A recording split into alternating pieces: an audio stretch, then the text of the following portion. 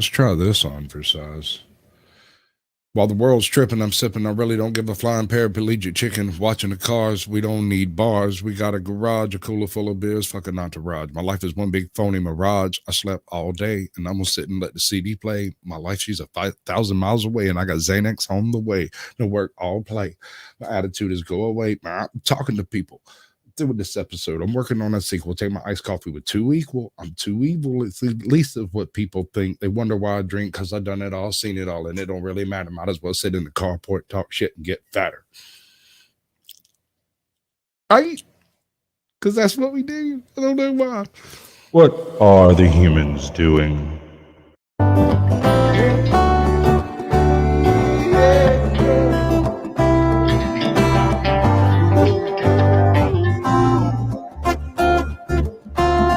Do you think you're ready? Can you handle the truth? Or are you in denial and demanding more proof? They demonstrate in real time how they're spinning you lies, but no one pays attention, no one opens their eyes. They walk around like zombies with their head in the mobiles, signaling their virtues with a pick on their profile. Yeah.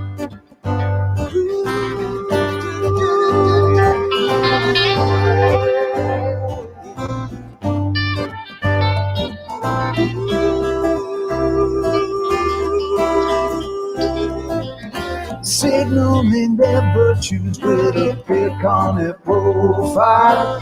If you think you're ready, you don't need more proof. Conspiracy deniers are denying the truth. They fabricate our problems and pretend to provide the best solution, but we all know they lie. They lied about the weapons and they lied about health.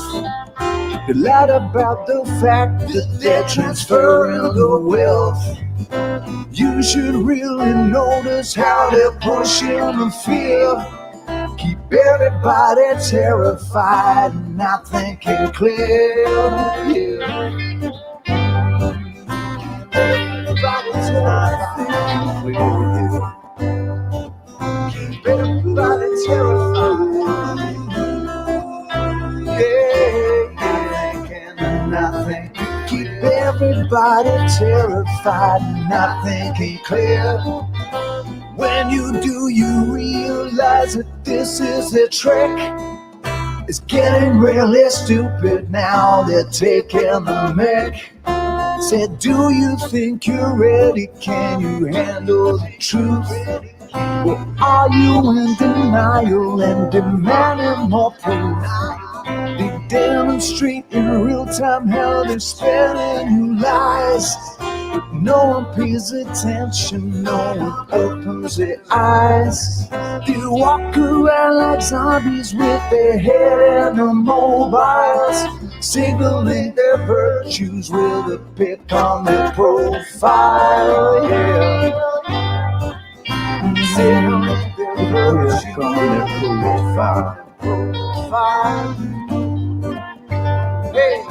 Good evening, ladies and gentlemen. Welcome to Sasquatch Shills for Sasquatch Shills, so you don't have to. That was the glorious tones of 007. You can find him playing songs on YouTube just about every morning. Pretty sure it's afternoon for him, though. I have a lovely lady backstage who tells stories. And you know how much children love stories? All children love stories. So we all go listen to some stories, and we're going to talk about some stories, and we're going to talk about some other stories that are storified. And then we're going to go through both chats because I have both of y'all up in front of me. This is going to be glorious. I think I might actually have a grip on some of this stuff. I don't know. So let's do this part. Hello, Tails. How are you doing? Hi, I'm doing good. Doing good. Right here. You just smile and say cheese and let me do my transition so everything works. Go. All right. I got to remember to do that with everybody because I had to get clever with a couple of those close-ups. Boy. How you doing? How's it been to you? What's been going on with you? Doing really good. I just trying to do like a lot of like research and then like writing. I love to find different things to kind of write about. And my main thing is the narrating. I'm loving the narrating. I love it. That's good. So yeah, I've been so busy. That's fantastic. One of the things I like about your format, it's not overly visual, while at the same time not being too heavy on sound effects and stuff. Just a little creepy background tune, creepy story, and some creepy pictures, and it works. It works well. I like it. I like simple and easy. Chat. Let's go back to the beginning. It's the first show I've actually managed to get actually live on both channels at the same time. This is the first time I've ever done this. This is so neat.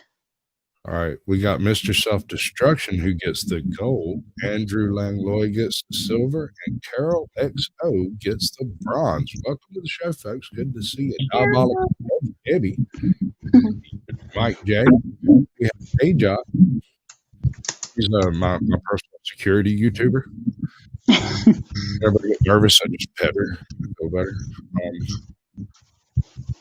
We have a lot of AJ. Apparently, we have Tales Told in the Dark, who has joined your chat, but not mine. If you get the chance to chat in my chat, I'll we have the Bud Saw, Myers Paranormal. Me, I actually made your chat, so we're doing good over there. That's good. Smoochy, come on now. I'm gonna blush. We have the Logical Spot. Much love. Good to see you, bud. Lorna Healing Empath Fam. I've got a thing about long names. I cannot find your stream. Poopy. Oh gosh, I'm a dork. No, she's half Muppet. At least half Muppet. Hobbs Horror. Is that another narrator? That would be cool. Monster Radio. Good to see you, bud. Strictly Strange. Welcome to the show. I wonder why I can't find your stream.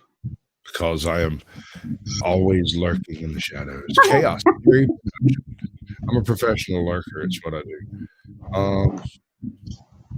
Hey, there's an idea. I could do mine on private for like subscribers only and let the guest come in as an open. That's actually a pretty cool idea. We got is that GT350R? Rich GT350R. Cool. All right, that's cool. All right. Okay. All right. So I got this bit that I do at the beginning of each thing because I don't write my own monologues and I don't write my own scripts and I don't operate from a script. I kind of go by the seat of my pants. I went and dug up an old monologue from Captain Curmudgeon. I just want you to know I'm starting off here with the best of intentions. Only planning to make a couple of quick remarks on this year's Best Picture winner, the creature from Bitch Slap Mountain. But let's face it, we know how this is going to go. We know it's going to wind up being the whole opening segment, so we might as well all just try to lay back and enjoy it. Now, here's the first thing. Was this a work? This was not a work. Stop saying it was a work. You know how I know it wasn't a work? Chris Rock is how I know it wasn't a work. And let me defy anybody right now. View that piece of video at 1/25th speed and tell me Chris Rock knows he is about to be cold-cocked, flush on the jaw. Cold-cocked by a knuckle. Try and say that one 10 times fast. They should use that one for the field sobriety test. Now, you never know exactly how someone's going to react when they are thrust suddenly into a self-defense situation. There's usually a fight-or-flight response that takes over where one either attempts to defend oneself or opts to flee in terror, but there's also a third type that you sometimes see, and that's the guy who just stands there and gets punched. The guy who has no idea he's really about to be struck in the face until he's got his head on backwards, even when the blow is being very clearly telegraphed. And I feel weird about even referring to an open palm strike as a blow, but that was a pretty thunderous slap, to be fair, and not just because part of it caught the microphone. I would almost be willing to elevate that slap to the level of an honorary punch, but I will not. If we were talking about a man who doesn't sit weeping in the corner while his wife bangs other dudes, I would consider it, though. But this footage does tell a pretty compelling story when you view it in super ultra slow motion. It's probably more entertaining than any of the movies that were being honored this year, frankly. So Chris Rock makes a joke about Mrs. Will Smith's hair falling out, and okay, whatever.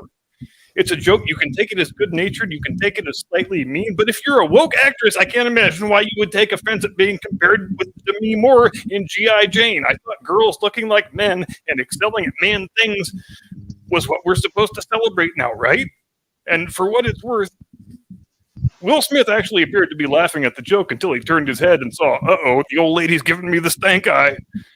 So Smith leaves his seat, starts up the stairs, and clearly Chris Rock thinks they're about to do some little impromptu comedy bit or something. And as a celebrity who never goes anywhere without private security, he's not thinking, and he doesn't at any point in the whole sequence even contemplate that he might want to start ducking. But Smith, he starts winding that thing up. As soon as he gets to the top of the steps, that is just about as full of a wind up as you can take when you're delivering a bitch slap. And Chris Rock has still got the good-natured smile on his face at this point, but then he sees that hand down there winding up. And as the smile goes down, the eyes start getting big. And as that hand begins its upward travel, only then does it occur to Chris Rock that, by George, I think this fellow's about to strike me. I think it's wrong to view this incident as a famous actor going on stage and decking a famous comedian at a famous award show. As a practical matter, what Will Smith did was to leave the audience and attack a comedian in the middle of a stand-up routine. The moral matter of whether Chris Rock deserved it or not, that is immaterial. Audience members breaching the stage and attacking performers is a very, very, very bad thing. Should never be encouraged or celebrated in any context whatsoever.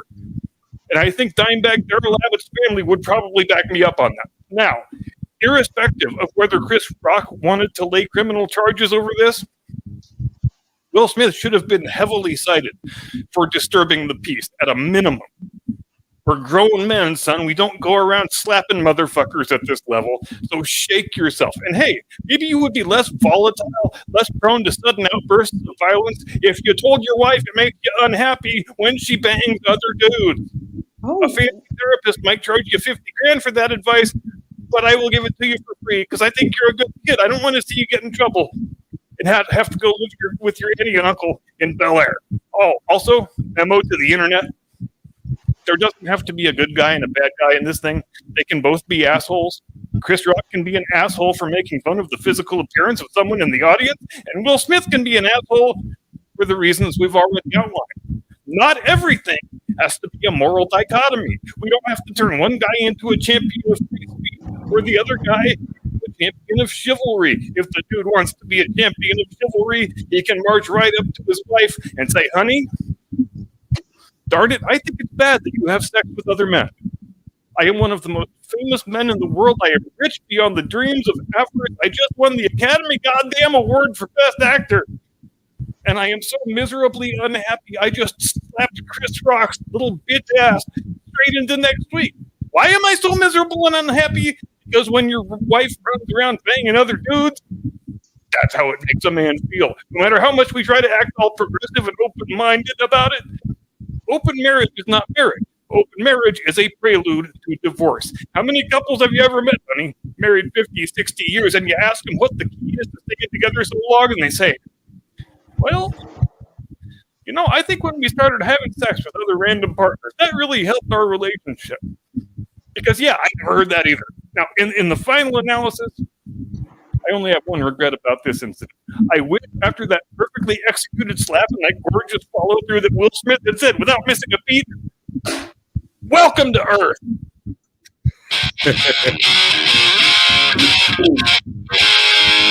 Absolutely fantastic. That tickles me. Every one of them I looked up. I found him about 8 months ago or so. I love that. So your most recent video has a special appearance in there. Go ahead and tweak my own right quick.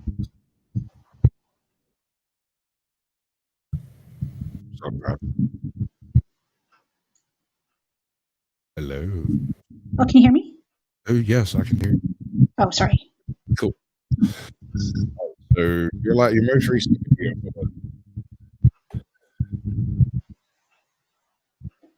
Wendigo. Wendigo. Not you. And all right. That That's thing good. causes some weird feedback. That is some nightmare fuel right there. That shit is terrifying to me. When I saw that, I went, nope. I've been drinking a little bit too. But no. I'm not dreaming about that tonight. I'm doing it.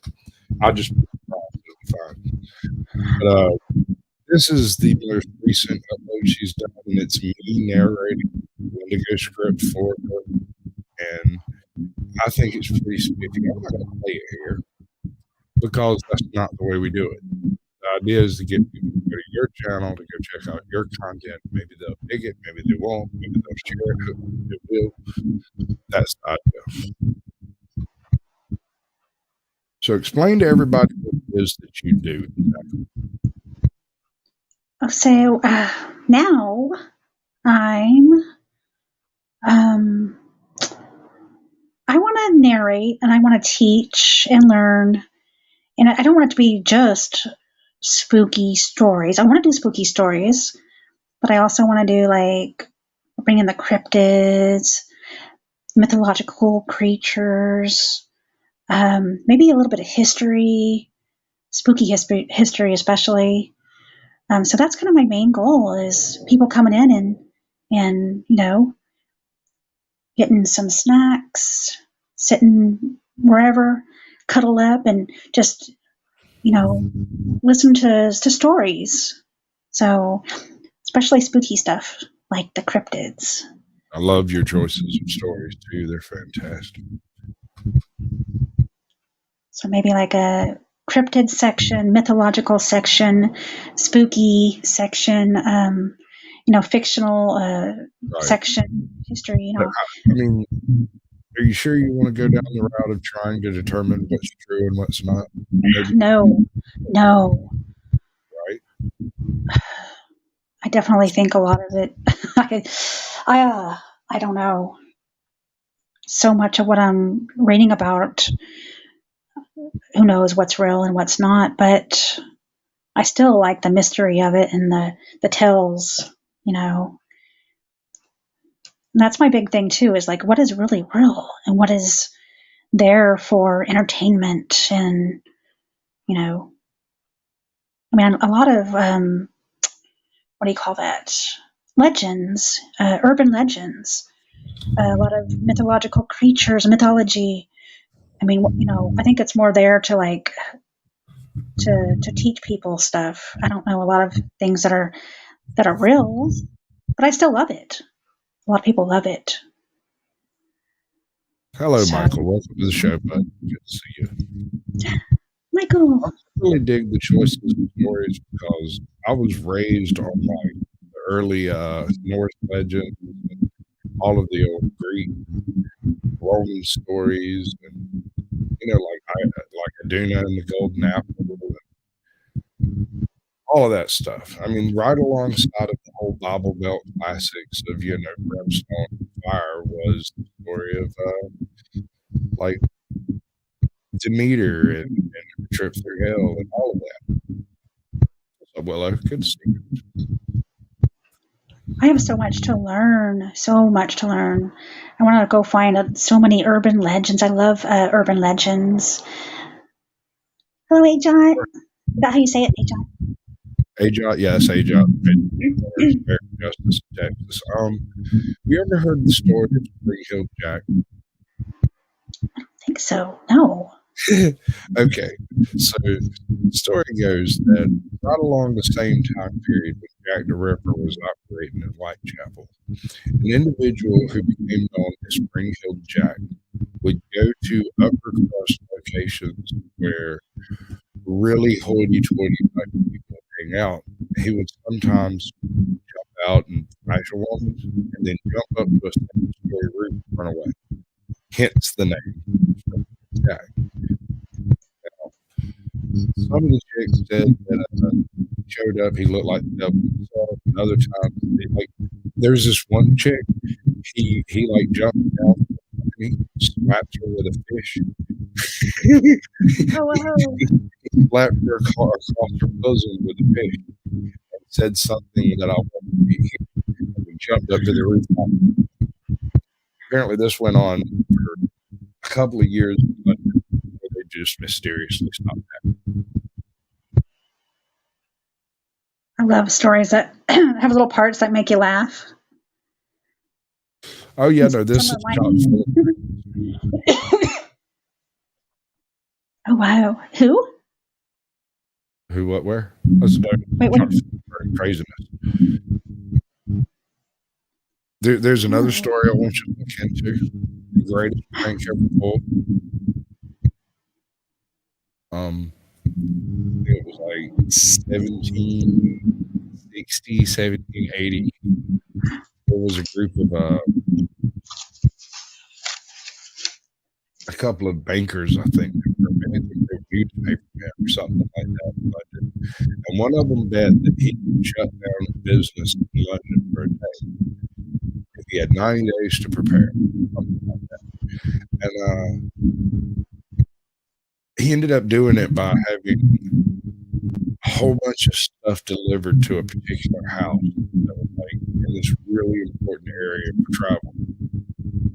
Because they weren't expecting anything, they kept putting the parcels away, and so it created a natural traffic jam of the bet. I'll have to look and figure out what the names are. Oh yeah, yes. I know the Spring Hill Jack story is about Spring Hill Jack. Spring-Heeled? Like spring, like boingy boingy, like trigger. Spring, H-E-E-L, Hill. Supposedly he had these mechanical beats. I love that. I love learning about new things. Definitely. Right. Spring Hill. Yeah, Spring Hill, as in the back. Oh, okay. Yeah, I love learning about new things and then narrating, bring it onto the channel. Spooky stuff, mysteries. I do have a bunch of scripts I'm in the middle of. That's Cannot cool. wait. I can't write a script. I mean, I can write the script, and I can write a script and send it to you. But if I try to read my own script, it sounds stupid to me, and I won't do it. I think it's kind of like writing music. It sounds weird, but once you sing it, that goes with the flow. So I think that's kind of, I don't know. Sounds okay, I guess, once you film it and put the music in there and the pictures or video. I'm having fun with it. It's a lot of fun. That's what makes it possible. You gotta have fun with it. I am. I'm having a lot of fun. People seem to love it. People are seeing the combination of visuals that you use with the creepy overtones, and I think you'll do well with narrators. Yeah. I think that'll do quite well because that'll get more interaction on channels. I like the creepy. Creepier the better. Absolutely. So yeah, I'm loving it. Let's see. Back to this.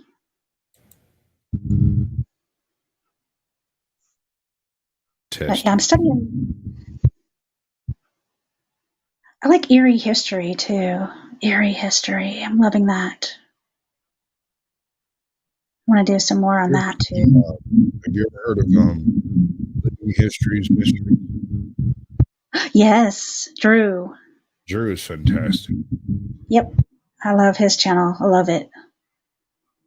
Yeah, I like his. This is good. I love the history. I'm trying to think of love the narrating tells the history. There's one. What is it called? There's one where he goes around to different places, mainly graveyards, and talks about like.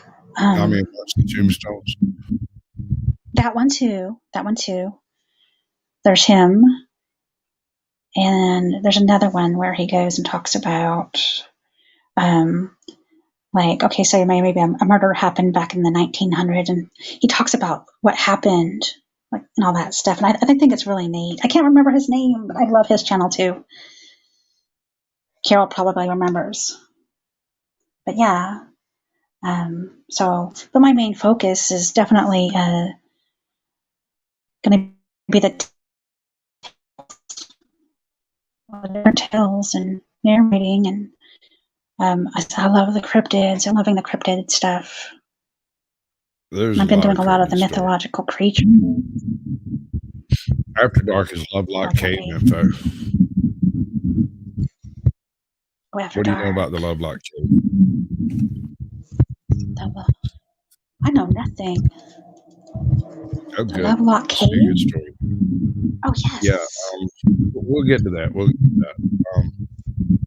right, we're going to do Cassie's intro, and y'all know that. Hold up before we get to that. I got that. Where's it at?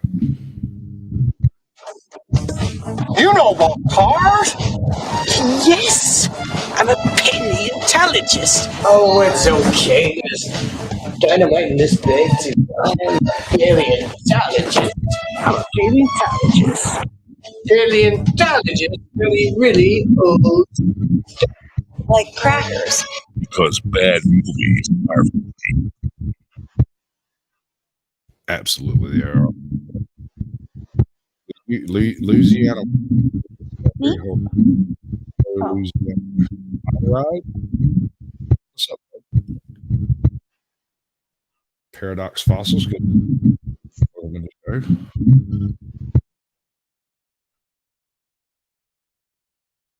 Okay. That is weird. I have some. What feedback? Some kind. Hold on. It's me. I told you. I told you. Where's it at? Should I go look in my audio? Should I turn off echo cancellation? I just turned it back on. Oh, okay, okay. All right, cool. Fantastic. Boy, she went away. Why did she go away? She mashed the wrong button. Welcome to Sasquatch Shills, where the technical issues are part of the show. Yeah, no, yeah, it was making me a tiny bit crazy. Hey, welcome back. Thank you. Sorry about that. Yeah, I need to figure that stuff out. It depends on the total makeup of like what you're using, what I'm using, whose studio we're in, and who has dominance on the sound profile. I imagine in your stream you may actually have sound dominance in there. I don't know. But in mine, I'm for the guest to have sound dominance. So yeah. I'm in my on my phone too. Well, now that we got the echo cancellation straightened out, we sound pretty good, right? Everybody, much better. Yep. Yay! Pink hand waving over here, awesome. I might be going to Louisiana beginning of next week, getting me a van down by the river. Right? What we're gonna do. Woohoo! Right, we're gonna go traveling. I'm gonna look around, see if I can find me one of those old Scotty trailers, about 15 foot long. I'm gonna build me a little mobile studio.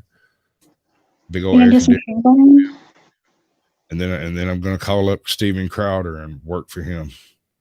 Wait, no, that's not right. I'm gonna get a Dr. Squatch sponsor. You gonna go squatching? We're gonna go squatching. Oh, that sounds a lot of fun. Let's do this thing. Everybody, and welcome to True Crime Time. My name is Cassie, and I will be bringing you a true crime case once a week. My favorite, I think, is the cold cases.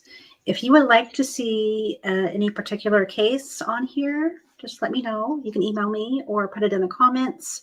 And I hope you guys enjoy this new journey. Well, that was my journey. Long ago, on a wild Scottish coast,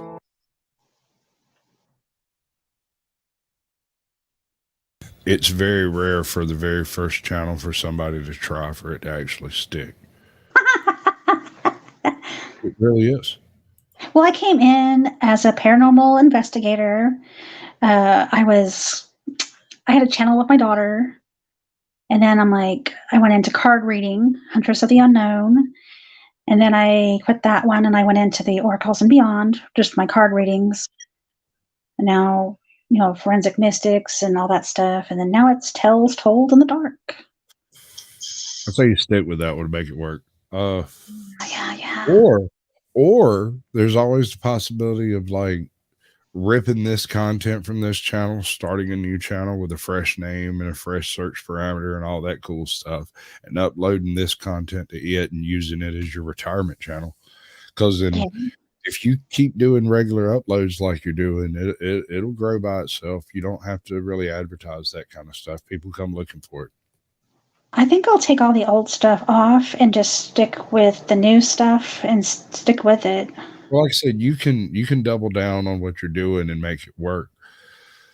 But when you change a channel's name, you split its search parameters it's like a Horcrux. Every time you change the name, you create another search parameter that it applies to, but it doesn't add to how easy it is to find it. It just makes it more difficult to find because anybody who named anything similar to anything you currently like my show, which if you search Tales Told in the Dark right now, you'll find my show top of the list.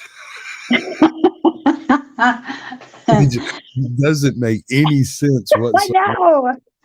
It made it under channel because I was like, wait, how does that work? That doesn't make any sense. I'm literally using your title.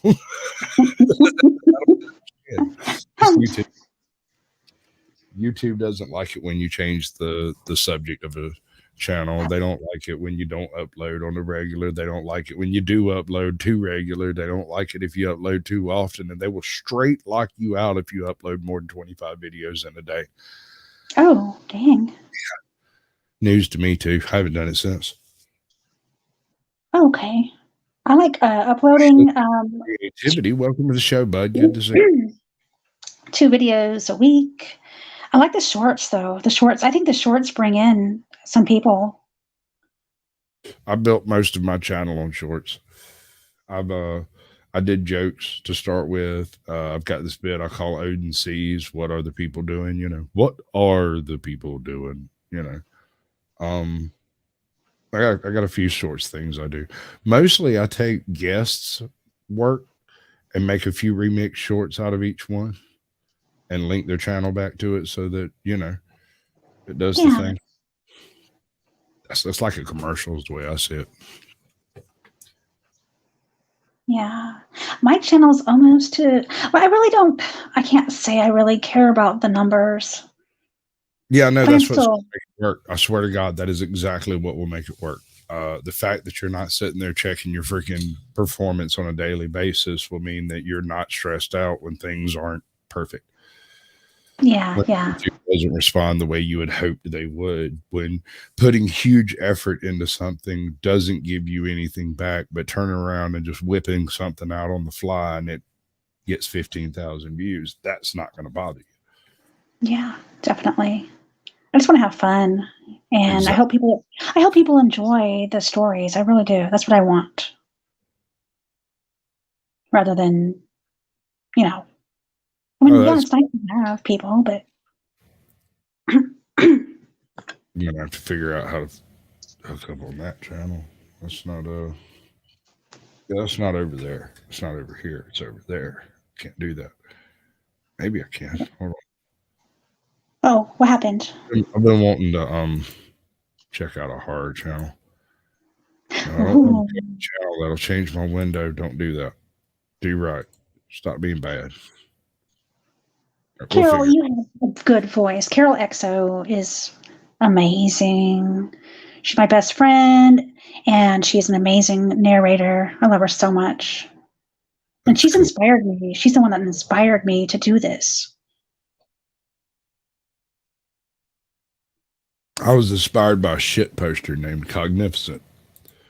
Right now he's under the name Backwards Internet.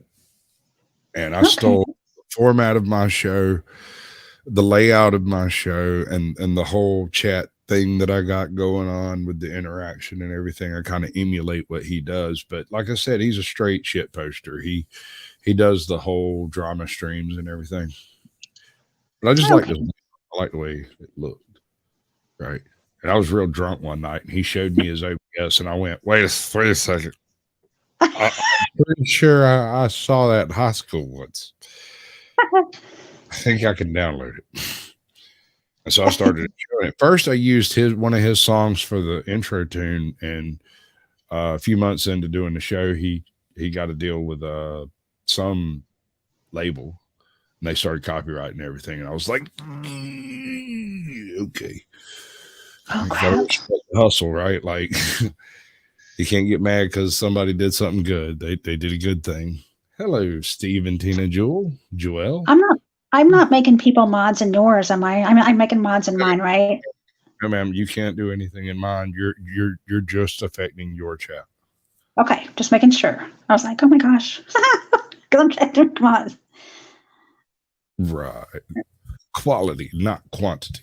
That's true. But at the same time, like, say, all right, so I took a couple of weeks off whenever I got my roof put on because I was quite angry about the fact that I just spent $40,000 getting the roof put on, and the business that I gave the money to went out of business the same week. So I was very upset. So I didn't do any live streams, any uploads, anything at all for 2 weeks until I had my roof on my house and was satisfied with the work where I could go and kind of let my sphincter loosen a little bit. Suddenly I had, like, I don't know, 150 videos that I'd been working on the whole time, and a bunch of different shorts and a bunch of different episode bits and stuff. And I just uploaded all of it. I set it up to schedule. And eventually YouTube removed me from my own channel. Oh my gosh. I had uploaded too much activity or something. What in the world? Right That after scared me. right after YouTube popped me out, I get a notification from Google talking about I was that there was activity that needed my attention, and I went in and told them it was me, and they're like, "Well, you're going to wait 24 hours anyway." And so I got me a pint of liquor and a big fat Stogie Mama joint, sat on the garage and giggled to myself about the fact that YouTube sucks. Right? Don't upload too slowly. Don't upload too quickly. Don't miss your schedule. Don't break your schedule. Don't change your schedule. And if you don't like the schedule you set when you started your channel, oh, well, you'll just get over that, right? Wow. Don't like your channel name? Want to change your content? Start a new channel. Want to start doing shorts? Make sure you do the shorts the right way, or else they won't get any traction. That's hard. Shorts don't respond well to copied TikToks for whatever reason. It's learned to spot those, and it kind of filters them out, right? A little bit.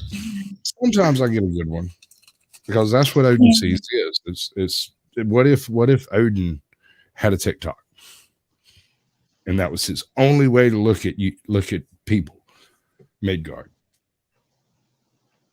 right?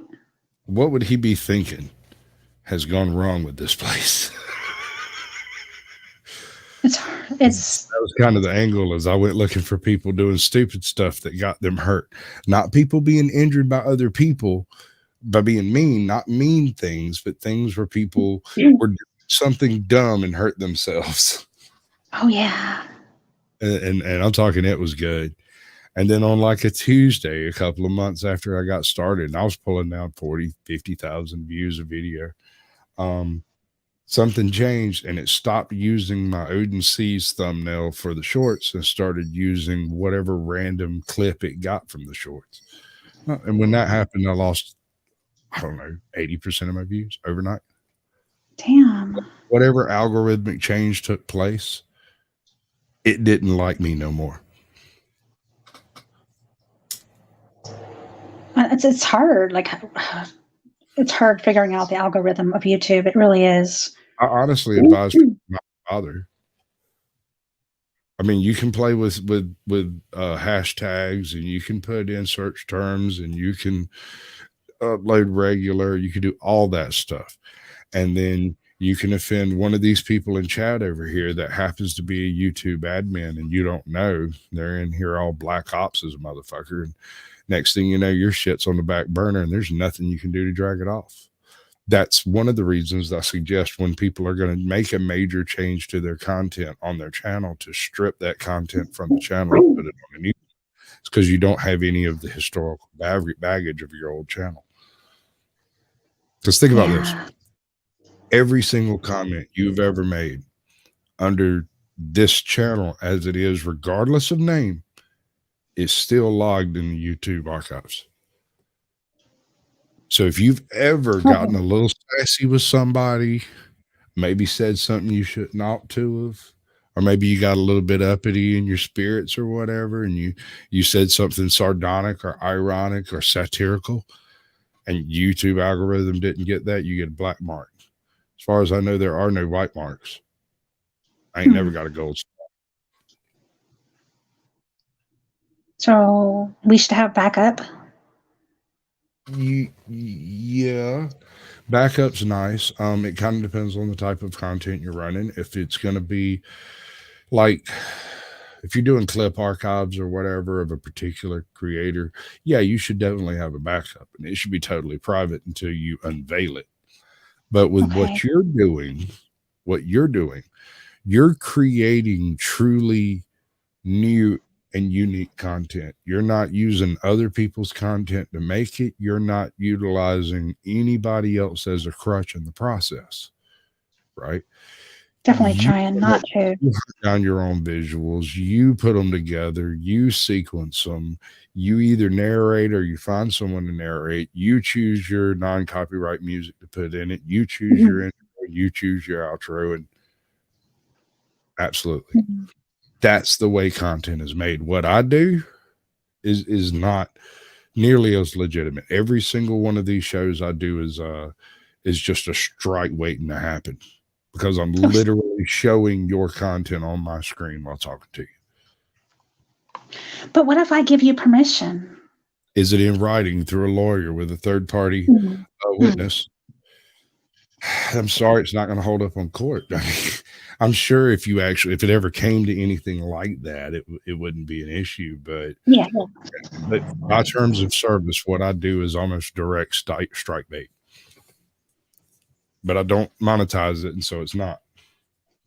I still get scared though that like something is gonna like, because I go through like public domain for like pictures, but what if like somebody's out there and it's their picture, and it is scary. Like you got it. You've already got it handled. You just don't realize you're doing it. You're scheduling your premieres out in front of what you're doing, so they're going into the system what, a good 48 hours to a week beforehand. Yeah. Okay. During that week, YouTube will scrub that thing looking for anything they can claim for money. In the event that something pops up, you might have the option of editing the video, but it'll probably scrub that part of the audio too. Okay. Issue. So what I would do in that case is straight up, I would actually let YouTube scrub it, right? And I would download the scrubbed version of it so that I could use it as the template for using the right, figure out what's missing basically. What did they take away? And that way you can redo your visuals, add a couple of pictures, stretch them or whatever, make them last a little longer so that you don't have the vocal gap, right? Yeah.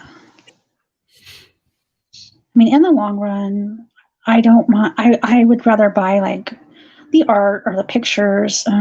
There's free music. I mean, I don't even mind paying for music. You know what I mean? If it's not my art, I don't mind at all. Like, paying for all that. I don't want to steal nothing. I am of the opinion that in order for me to give people advice on how to do this crap as cheaply as possible, I don't have a position to spend money on this stuff to be able to tell you that this works. To say it works, I have to have tried it. So I can tell you OBS works. You can use it in StreamYards. You can do these things. These things can be done. Yeah. But I do love free stuff. I'll take free stuff. It works. You know what I'm saying? But Right. I got another free one that's real good. It's hinky, but it works 99.999% of the time. When it doesn't work, boy, does it not work. But Shotcut is an editing program for your laptop that is phenomenal. It has everything. Shotcut. It has everything you could possibly imagine pretty much already built into it. And it's just like OBS. It's open source, free software for editing video. It has all kinds of little bells. So many bells and whistles in there, I can't even. It's another I've been using Clipchamp, but I cannot use something. I'm not a. It has to be simple. Some things have to be simple for me to use them because I'm very slow. All right, so with Shotcut, it's pretty simple. The setup is kind of complicated. Once you get it functional for you, it's real simple. It's repetitive. Okay. But the trick is you've got to go in, set it up to automatically do all the crap, and then when it does automatically do it, and this is something I had to learn by banging my head into a wall, you go in and figure out what it automatically set it to, and manually set it to those parameters, and your videos will have this uniform look to them, right? Yeah. Because if you let it auto set, it'll change features from one video to the next, but it's because it freaking feels like the sun rose too soon or something. I don't know what changed. Cruise Vet Adventures, cool. I sneak into one of my after darks, like after we come down off of this, I'm going to do another little show that I do. I'm going to drop the link in chat, and we sit around and talk about OBS and play other videos in the background. I drop the creators links and stuff, and we either discuss OBS and technical issues in terms of service and all that, or we pay attention to the videos. No arguing. Is that for everybody or just members? It's I don't do members. I'm not monetized. So is previous guests are preferred, but if there's room and the link is there, yada yada yada, that whole thing, you know. It's also where I screen future guests too. I love that. I was just gonna make sure everybody grabs you up. Everybody, please grab up Caucasian Sasquatch. Oh yeah, I love to be grabbed, baby. Grab him up, guys. Both hands. You know how I feel about gun control? Uh-oh. Gun control is using both hands. More gun control is using two guns. Oh. Okay. I love that. I love that. All right, so have you got any other alternate platforms that you function on? Me, not yet. No YouTube, but you know what? TikTokery, no Instagram. Well, I have a TikTok. I have everything. I have Instagram. Have you synced it all up yet? No. That's another thing you can do if you start a new channel, and this is the way I suggest you do it. Although it does come with a risk. It kind of depends on what you're doing. Okay. So if you're doing highly charged political stuff, this might not be the best way. You should probably start it with a website. But in my case, I started a Google profile that was Caucasian Sasquatch, linked it with the Gmail address, linked that with the YouTube, used that to create the Facebook link, and used those to create my Instagram and all that stuff, so that everything's synced up. But did you know I cannot have the name Caucasian on Twitter? Oh. They say it's racist. I'm surprised you get to have it on YouTube. I think it's because I spelled it with a capital A, and they didn't know if I was Asian or not. Okay. Jesus, man, thinking over here, man. Confused. Don't ever let them know what you're doing. right? I love the Right. Selkies. That's one of my favorite Irishmiths. How much do you know about Tir na Nog? About what?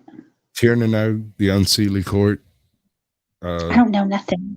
None of that. Oh man, well, dude, I could go off for hours and hours and hours about Tir na Nog and the Unseelie Court, the Sealy courts, and the gnomes themselves. There's so many stories about that. I love learning. I love that. You should do that.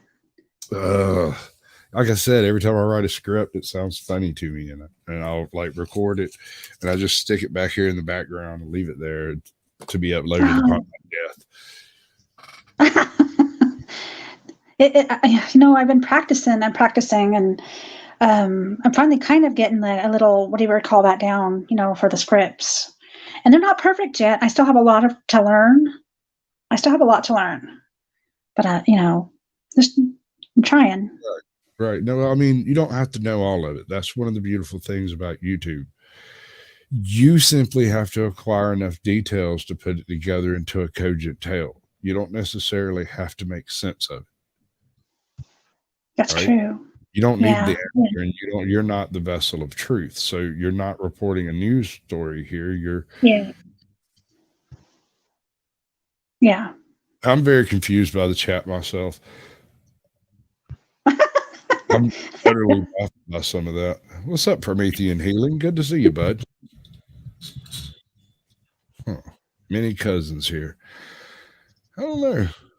What do you feel about six sisters, and his pops had 6 sisters? You're probably right. I probably do have more than a few cousins stretched across two of these chats. Yeah, you're probably right. Right. Obscure.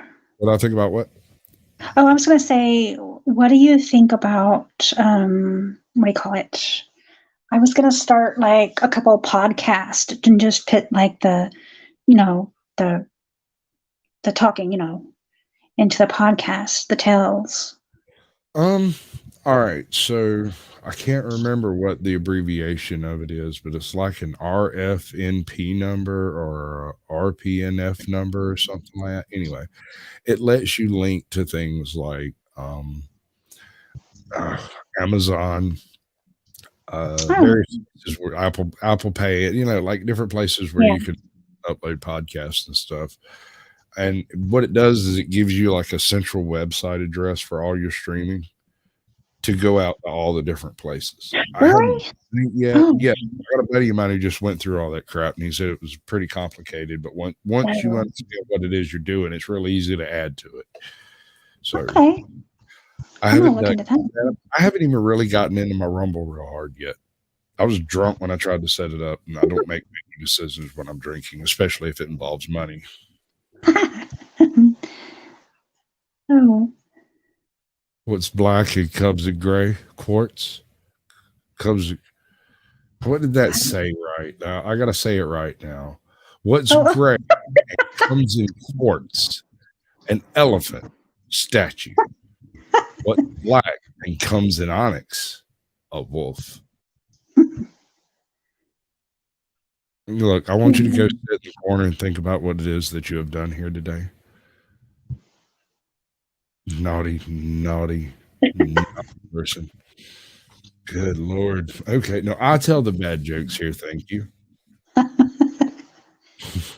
Those jokes. You hear a bad joke?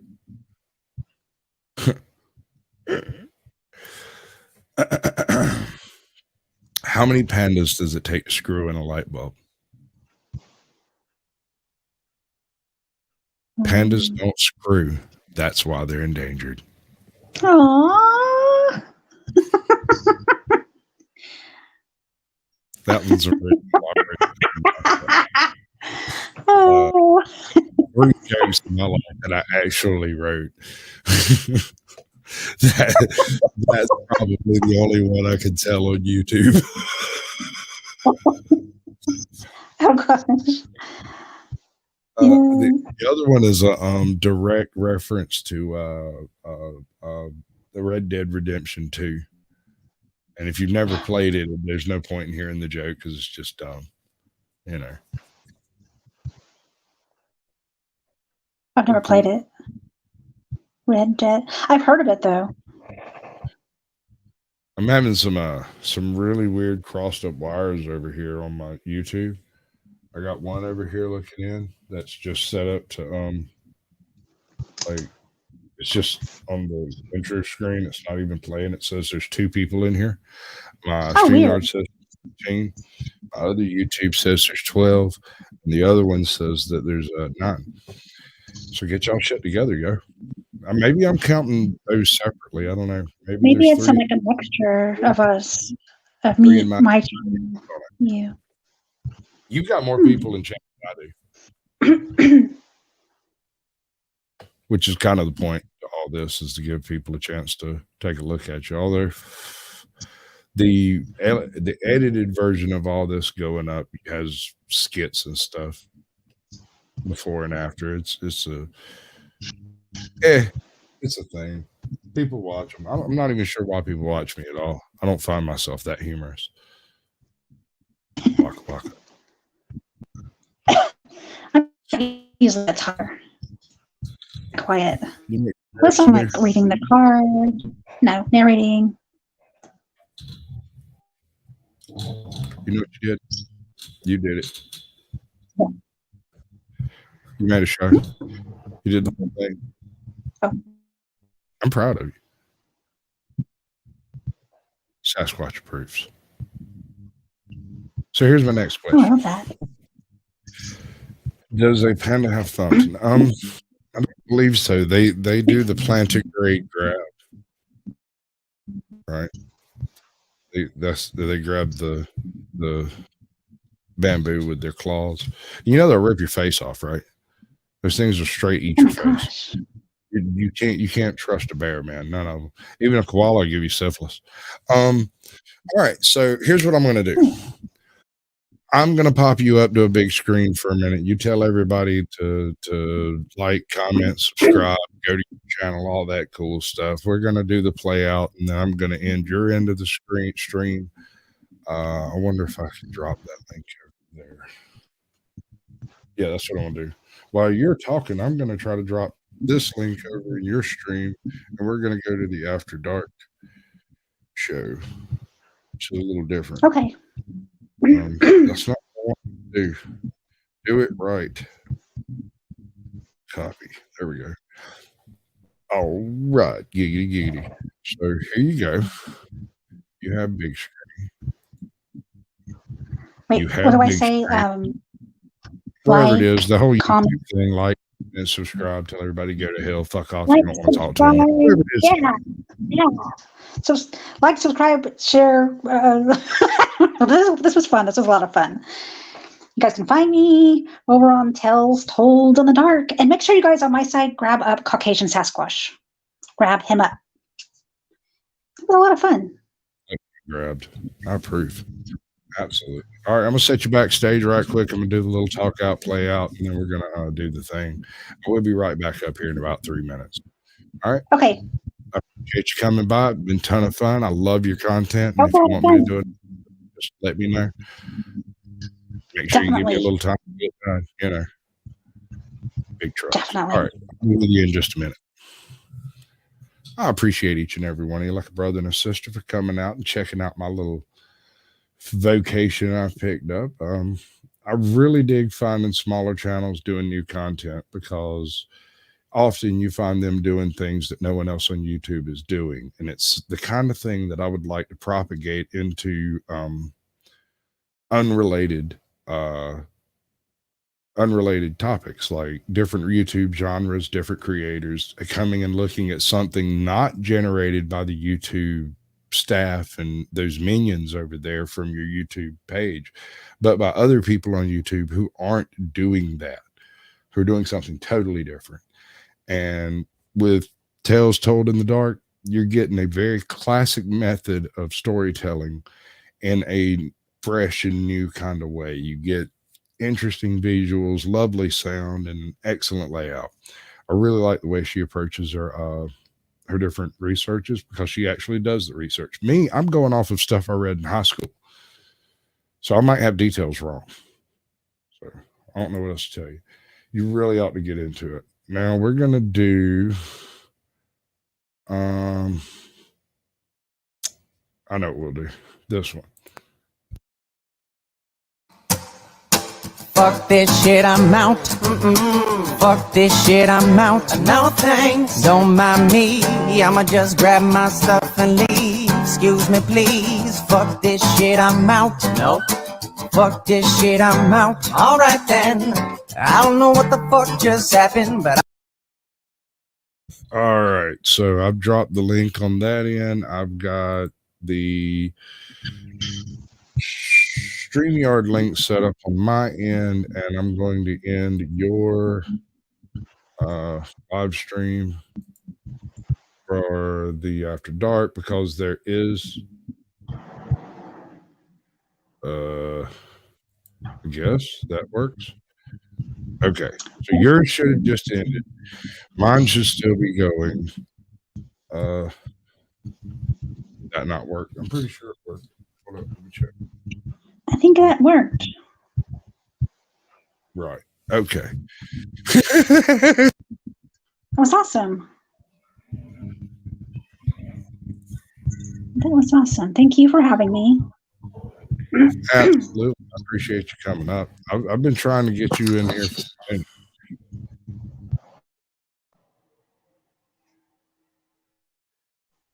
Oh, that's beautiful. All right. So every now and then. Yeah, no, I'm going to have to see something, ma'am. I'm sure it's you, but you know, close enough. That dot on your forehead will work. Right So, there. hey, I don't know what the fuck I'm doing. Hold on. Let me fix this. Can you see me now? I can see you now. Okay, lovely. Lost Tails dipped out on us. Well, she don't like you. No, I'm just kidding. She does. I think she's scared. Sometimes I guess that after the show could be a little intimidating. Well, I mean, especially when you have somebody like Rick Rattle come up. What the fuck, dude?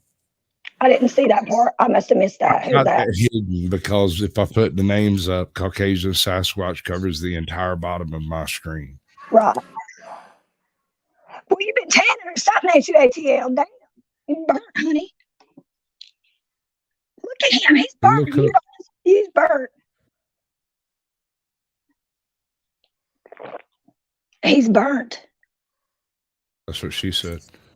No, that's just the way my eyes look. It's not your eyes. I'm not talking about you being high, bro. No. I'm talking about you look like you've been baked on the beach for a week in Florida. Fine. This whole bit, you'll be welcome up in the next session on the next After Dark. You come up, tell us whatever the problems is, and ATL will troll you on it, and will pretend to understand, and I'll say something that sounds like. I'm real good at the pretending thing. Fine. I'm really good at that. I like to pretend. Right. It's nice to live in your own bubble. I do. It keeps me from being homicidal. They ain't over yet. All right, so tell me this there, ATL, and I'm sure you had a thought about this one. What do you know about the Lovelock Cave? What? Lovelock Cave. Lovelock Cave. Oh my gosh, I feel like I should know. I know. I told you the story. Yeah. So you hold on. It's an interesting name. I could come up with a hell of a story with a name like that. The Lovelock Cave is a location in Arizona where the most recent reference to red-headed giants with 6 fingers, 6 toes, double rows of teeth were located. According to the legends, the Paiutes got into a war with the giants. They ran them into their cave that they had been living in for a while and built up a big pile of brush and straw in front of the cave, set it on fire. So this is pretty much assumed to be a broken legend, that there's no evidence to it, save for the fact that there is a skull in that cave that is older than we believe the Paiute Nation to be. And supposedly when the when the guano farmers came into the area a few hundred years later, when they removed the guano out, they found massive Lots of skulls. huge hats, enormous pants, and a handful of bones. Although, depending on who you listen to, either it was a couple of full whole skeletons or it was a jumble of enormous bones. And I'm not sure anyone ever actually said they were human. Oh, that's interesting. So they could have been mammoths. Right. What is that But called mammoths when you don't have wear 6 pants. fingers? Polydactyly. I knew someone with 6 fingers. Really? I know someone that had a 6th finger, just a 6th one. It was another pinky. Yeah, it was a whole other pinky. 4 toes. He had You 2 only of got them 4? thrown together. They were like that. And he couldn't swim, and I always picked on him for having web feet and not being able to swim. I'd push him in every time we got near water. Splash. Oh my God, that's terrible. Look at ATL. He knows what I'm talking about. That's terrible. Just, you can't swim. Yes, that's right. Huge hand tools. There was supposedly a bowling bevel as big as a fist that was pulled out of there. And those things are usually like finger sized. And this one was like 3 or 4 fingers. 3 or 4 fingers. Yeah. I definitely believe that there was giants, and I don't know why, but I'm curious as to why does the Smithsonian go to such great lengths to cover that shit up? Okay, so I'll give you 2 options here. Either there was no cover up and the reports of giants were misstated, and every time they went to go look for the giants that were reported, they didn't find giants. They found possibly abnormally large humans, but well within the norm.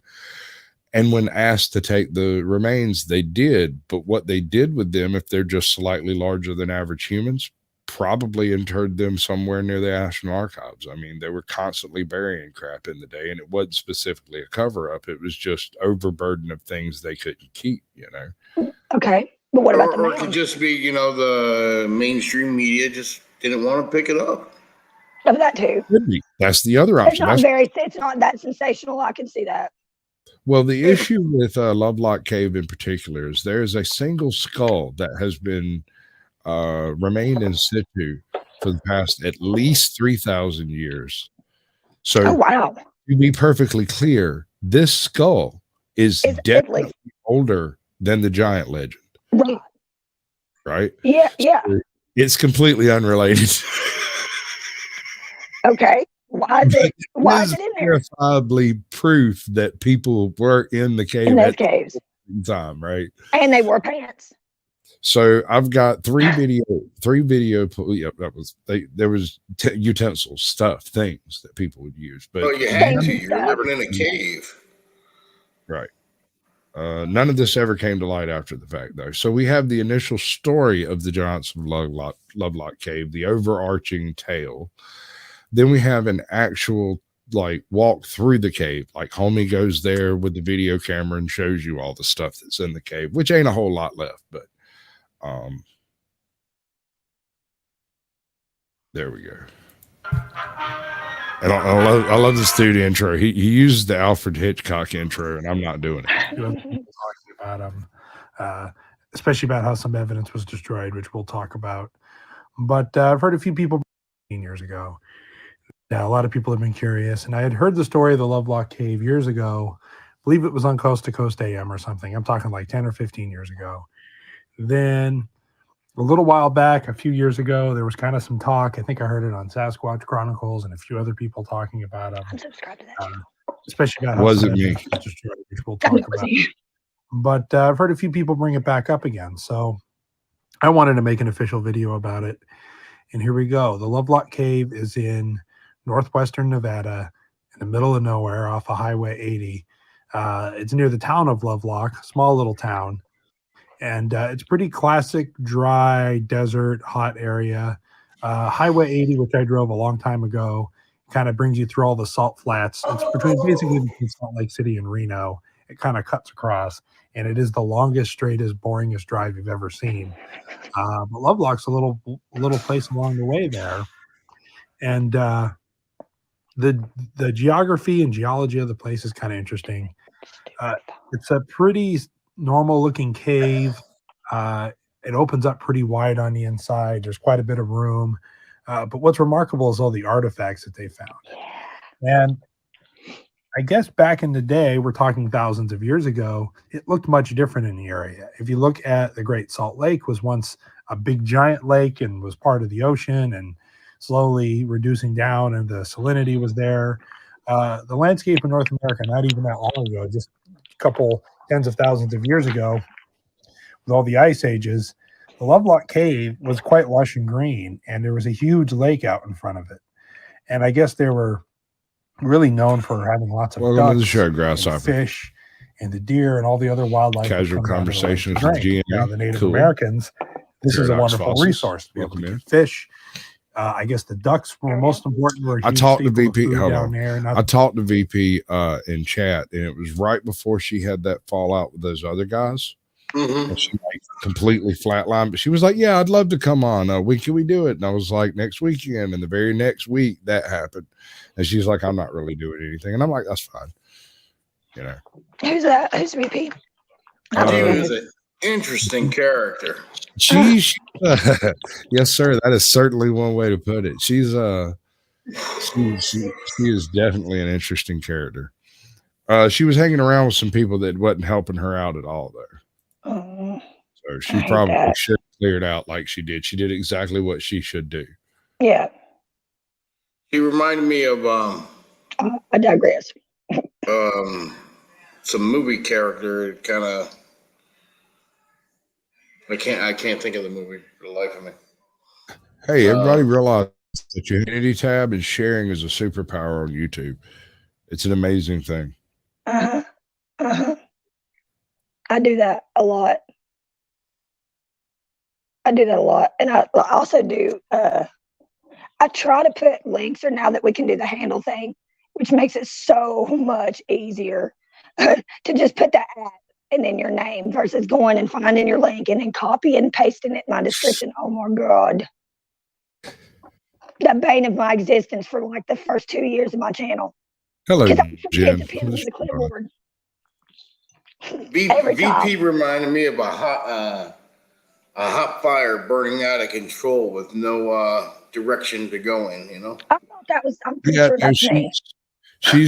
She's eventually going to find herself directed by having burned out everything around her, and it's not going to be pretty.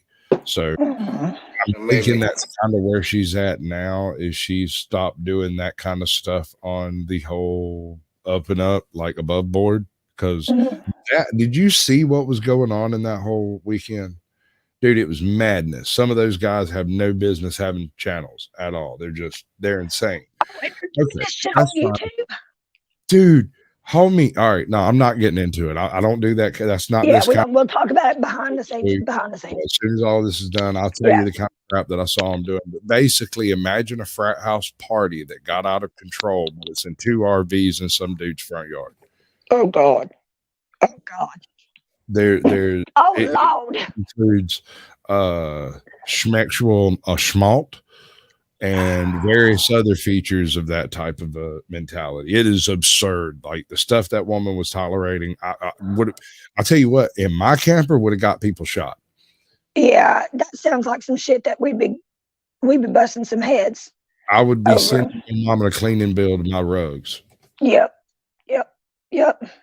And with a letter explaining that you decided to do this, not me. You did this. You did this. Oh my God, I've been saying that all day. But all day. We'll cover that after the fact. It was it's pretty intense though, and she backed off of YouTube. She's not doing live streams currently. She's just doing community posts and stuff. And you know, I think that's the way to be about with YouTube. Yeah. If you're going to do the drama stuff, if that's where you're going, okay, that's fine. I don't have a problem with it, but you need to be prepared with the level of trolling that comes with that. And that's what happened. She got some trolls that were like catfishing or something. Funny. No, well, see, the thing is, I used to be one of those people. So when I look into her chat and I'm sitting there watching the same phrasing being used repeatedly by different people, I'm like, okay, I cast a mirror so that I might see myself. Yeah. This is the same method I would use to try to gain a freaking moderation status so that I could completely decimate your channel. I would come in as different profiles. All of them would be very friendly until you picked one to dislike, and then he'd be the dick and get trolled out. And then another one would tick you off, and another one would tick you off. And after 5 or 6 of them do, and say I came in with 30, right? And you block 5 or 6 of them, you time out 5 or 6, and you got 1 or 2 over here that's always by your side, and you give me a moderation status, and suddenly all your trolls disappear. Yeah. They were me the whole time. I know. Self. I might call a friend, get him to come You talk are evil. I don't understand. Well, I mean, what's the point? Just to waste time? Yes, actually, you're not wrong. Now, I mean, there's nothing wrong with that. I didn't approach channels like hers. Hers would have been completely immune from me. I was specifically after channels that were grifting their viewers for money for drugs by saying they were going to rehab Tuesday, but it's always next Tuesday and they never quite make it. Do I need to moderate you? Caucasian. Kids, do you want a professional troll in your backfield, or do you want a retired troll in your backfield? Because you act like this is my only profile. You may have already modded me 3 times. You have no idea, dude. I wonder. He feels right. I only have maybe 4 people. I know. You, AJ? I'm not sure. I'm not. Is AJ a real person? Yeah, I'm pretty sure she might actually out there somewhere. I've been cussed out enough by her. She better be real, damn it. God, that be some fucking shit. I bet it got mad. I wonder how many of my subscribers are not the same, maybe not the same person. I wouldn't think about it too hard. If you haven't, I try not to. You wouldn't be able to figure it out. It's just something in the chat. It's also why you see me sometimes just deuce people out, or I don't guess y'all do see that, do you? No, if it's not you, don't say Caucasian Sasquatch. I have not a clue. You know those people who come in with the names you can't say out loud, because if you say them, you get the hoodoo word put on you, and those people, they just get timed out right out the box. I love it when they have those names, though. Sometimes I don't know. Like Harry Nuts, that is like okay, but Harry Nuts is not a troll. Harry Nuts is one of the just original guys I've ever met in my life. He's an actual cool dude. I don't see us drinking beer together, but I imagine we get high as fuck. Like it escalated to the sun, moon, and stars, bro. You gotta love it. Woo, like Jimmy Buff. Yeah, give me some stuff that I can handle. Fuck it. Not interested no more. Are you some new people? I don't think I've seen that Rich. I wonder if that's Rich. No, I don't think it's Rich. I very seriously doubt it. He would have a better name. Yeah. He would be like the polka dotted school bus, or like hey man, he'd have a wild name. He'd have a really cool name. You saw it too. You'd absolutely know it was him, no doubt. Probably. He figured my troll out, my troll account, one of them anyways. He figured one of them out really quick. Like, I mean, instantly. And that was my fault, though. I was like, oh, damn. So I stopped doing that. But I don't care. I have a legitimate and valid reason for having other accounts. And that's all I'm going to say. I didn't ask. That's all I'm going to say about that. All right, so redheaded giants were cannibals. That's what you said. They ate people.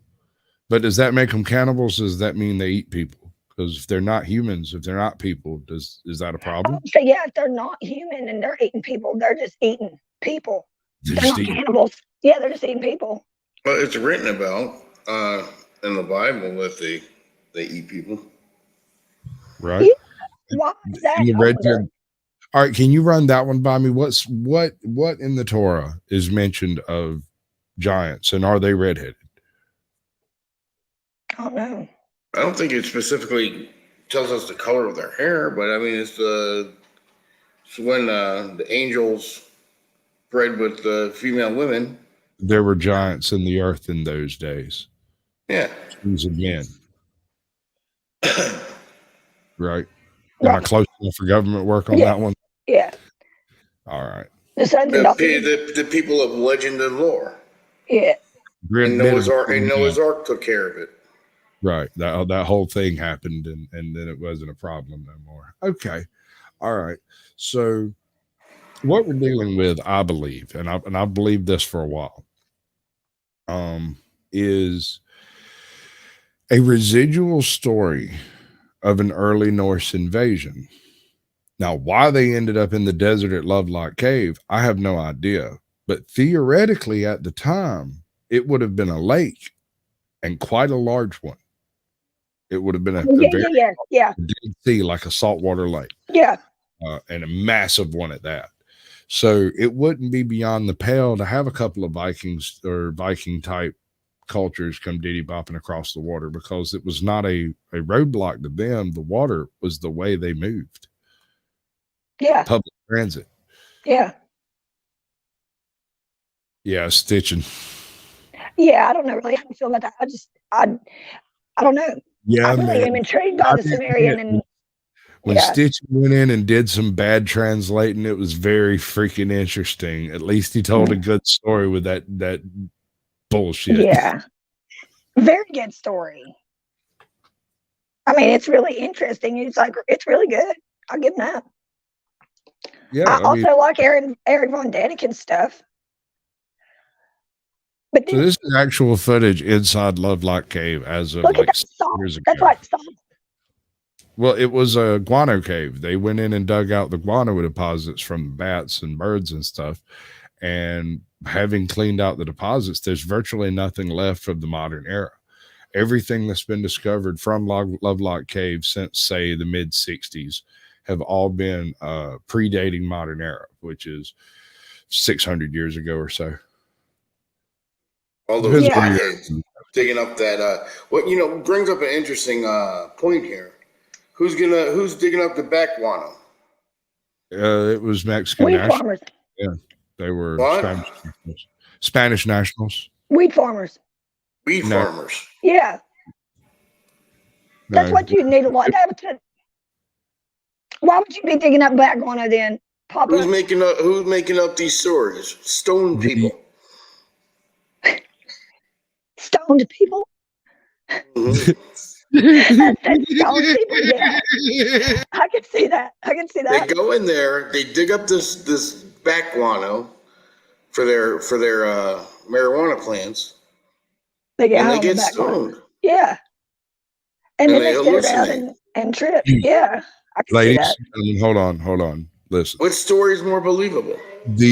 Hold on now. The back guano from Lovelock Cave was specifically extricated previous to the Civil War to make bombs for the Union Army. It was utilized for the nitrates in the back guano. That's why all of the bird guano and all of the back guano all over the world has been dug out. You're trying to play with the timeline here. I've never heard that. The nitrates? Really? Speaking of government shit. It's like you're almost here, but it won't let me put you here because you're not actually here yet. So she's coming through the ether. Oh, there she goes. Things have happened. And she's pixelating in one form. Let me see some flesh. Show me some skin. And give me the big finger. Shapeshifter. Throw me some gang signs or something. Come on, gang. Gang. I mean, how big is that cave? It's pretty big. It's a couple of 100 feet deep and ranges between 6 foot wide to like 12 to 15 foot wide, and some places 15 to 20 foot high. That was big enough to mine something for our actual purpose? It was big enough. Ajot speak. on. Oh, you're in there somewhere. Yeah, she's morphing in Your and out of there. background is that. Oh, Okay, there you go. green screen. There you go. That works. All right. I like that. I like that. I'm jealous, man. I gotta get me a green screen. You guys suck. Local natives not a did green have their screen, story homie. before Spanish, What is and but the accumulation of guano in the cave was more or less unbroken for at least 1,000 years, 900 years or so. We're talking tons and tons of back guano. There's a line on the side of that cave that shows you how deep the back guano was at the bottom, and it went up in a big old peak where all the bats pooped.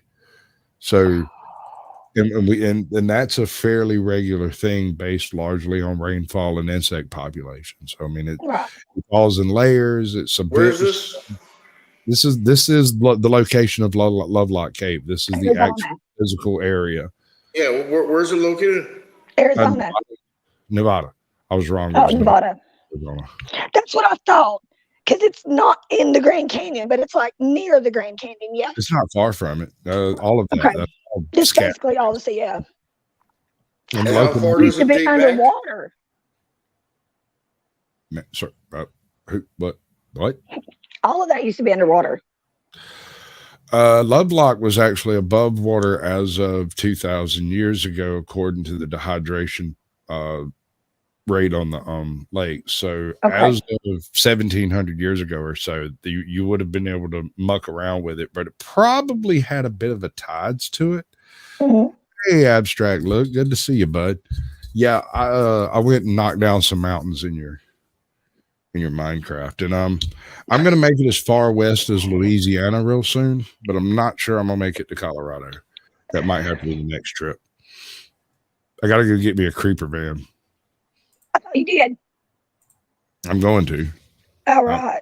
I've got the plan set up. I gotta decide whether I'm gonna take my dog with me or not. Right. I've seen one that last night I was on Marketplace and I saw one that was like I think it would be like right up your alley. I'll have to send you a link this later. is like a really, really deep, dark, super deep navy type blue, but it's a Regency conversion, and so it's got all the bells and whistles and everything. Oh, nice. Right. I decided. I mean, the seats are fucked up, but that's to be expected in a 30-year-old fucking vehicle. Yeah. Yeah. That's why God made seat covers, right? Exactly. Like straight up. So yeah, it's gonna be about a 13-hour drive out there, and I'm gonna try to hook up with Truth Be Told if we can work that out, if that can be done. Because I mean, I don't know until I'm driving the van and I get a feel of it, you know. Just do it.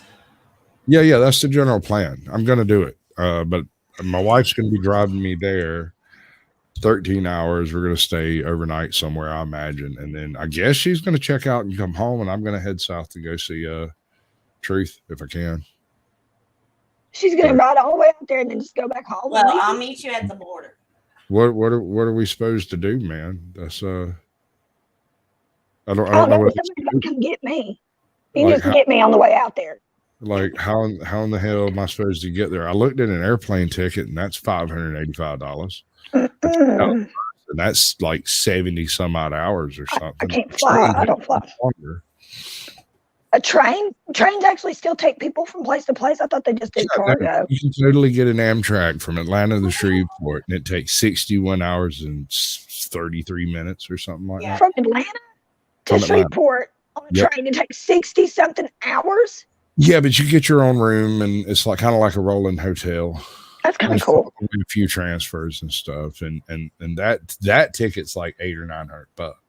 What? Yeah. Dude. That's because you have meals and stuff served. Oh, okay, yeah. That makes sense. First class flight, kinda. It's called car. I'm glad you told me that because I had no idea. Well, it's expensive. It's a luxury option. It's not something you do with this change you found in your sofa. No, I know. My daughter has already flown like multiple times. I've never been on a plane. I'm terrified of heights. But Well, the last time I did this, I flew out to Texas to go get an El Camino, and me and my brother rode out, flew out there, and it blew his he mind. flew to Texas to get an El Camino. I applied my autism to the problem, right? To get from point A to point B, I literally scheduled absolutely everything a month in advance and then updated everything a week ahead and then a couple of hours ahead.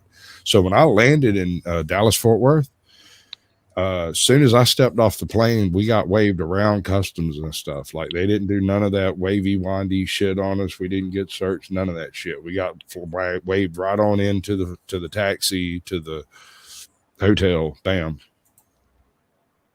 2 hours south of Dallas, there's Dallas Fort Worth. There's a little town called Joshua, Texas. Got to ride right by Gas Monkey garage to get there.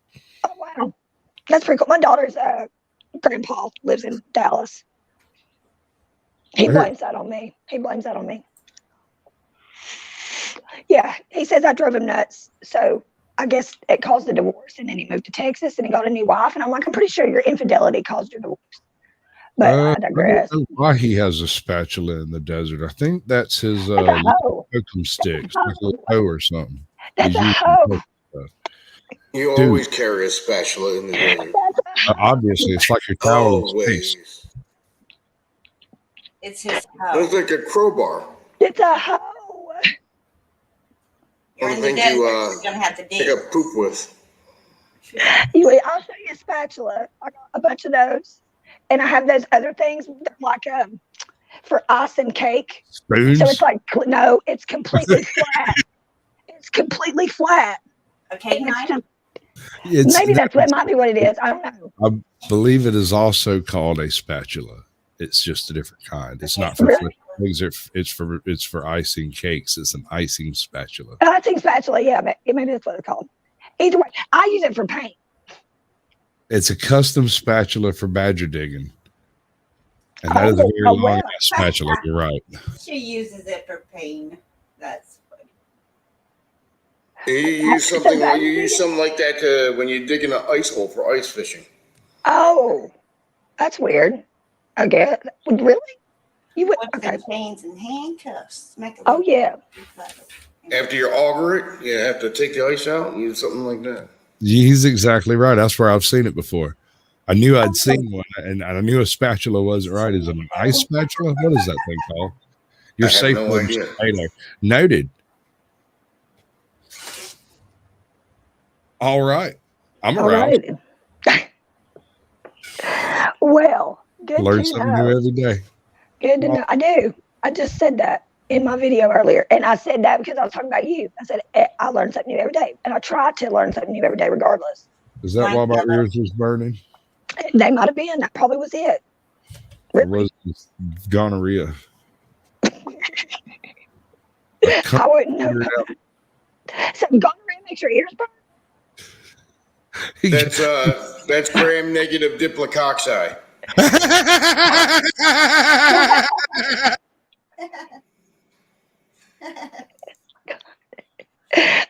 I'm dying.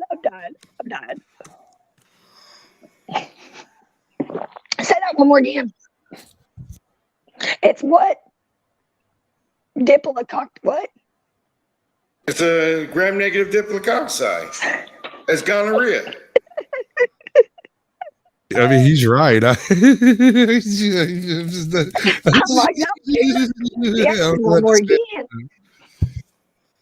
Did you guys know that? No, what? I did, but I didn't. I probably couldn't have said it out loud if you'd asked. I still don't think that's accurate. Oh, he's got it. He's on it. I'm about to look it up. We put an N in there that wasn't supposed to be there, but I don't know. That's just accent, I'm sure. Let me see. Let me see. Google. Yes, no, he's the scientific, the medical terminology. Okay. It sounded dirty either way. Either way. It's pretty dirty. It's chlamydia. Let's see, chlamydia. That's great. That's the last. Why are you done in your search history? Chlamydia is now I'm going to have that in my search history. That's awesome. Chlamydia is different. Wait, we're talking about syphilis or chlamydia? Oh, gonorrhea. Gonorrhea. Yeah. Somebody STD. I don't know. You ever see gonorrhea? How it swims around? No. What? This is disturbing. Gonorrhea. Why are there so, I don't even. Which one is it the koalas have? Syphilis. Okay.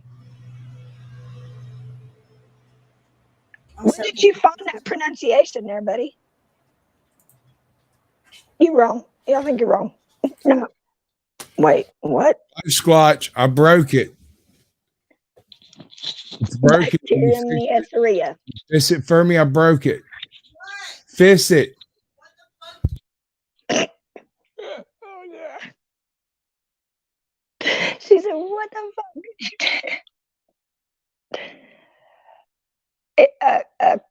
Oh, wait. Well, I thought I was looking at.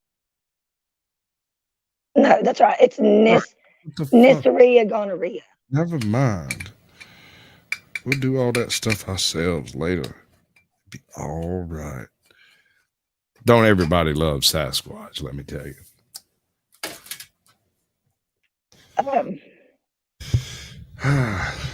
Yeah, no, there's nothing in this place. Like it's come on. She's gonna fuck you up, Squatch. That's funny. Sasquatch has been bad, okay? Okay. And you're gonna get your butt spanked, okay? I could hope, but she won't do that, and that's the problem. She's not a spanker. What's in KFC that makes people sick? I don't know. KFC don't make me sick. Is this a trick question? I was just saying, some new shit. I ain't heard of this yet. What's going on? No. Because like if you eat like more than 5 pieces of KFC, you get sick. I don't eat the chicken. I don't eat the chicken. I literally will only eat the sides from KFC. I'll eat the mac and cheese, the mashed potatoes, and the biscuits. That's it. I don't like chicken. I don't like chicken with bones. Well, then why go to KFC? And I don't like dark meat chicken either. I'm really, really picky about it. I will literally not even eat it. No, hang on. Hold on. Pretty sure that's racist. Why are you going to KFC if you're not going to get the chicken? That makes no sense to me. Because of the sides. Because of the sides. You mean the gravy or the sauce? No, they fucked the gravy up. The gravy used to be good. The gravy is not the same. It's bad now. They changed the recipe. And it's shit. Up here in North Carolina, the gravy is crap at KFC now. Every KFC, they changed the recipe. Because I went to different KFCs thinking maybe it was just one of the cooks did something wrong. No. It's all shit now. The ice cream at the gas station, they changed that too, you know. I ate the ice cream from the gas station in a while. Are you talking about that freezing milkshake thing? Or Fast Track?